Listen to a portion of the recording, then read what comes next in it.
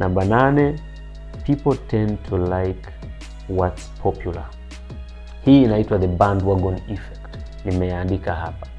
Unakuta kwamba kitu ambacho kinazungumzwa, kitu ambacho kinaonekana sana, people tend to believe that is the best thing.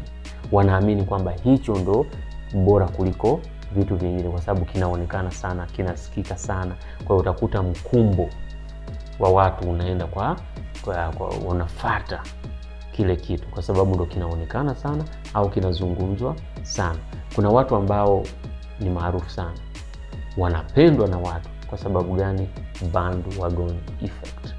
Unakuta hata kuna cha ajabu sana kuhusu yule mtu au kuhusu kile kitu, lakini tu ile bandwagon effect, wanapenda kitu ambacho kinazungumzwa sana, so wanaamini kwamba ndo kitu sahihi.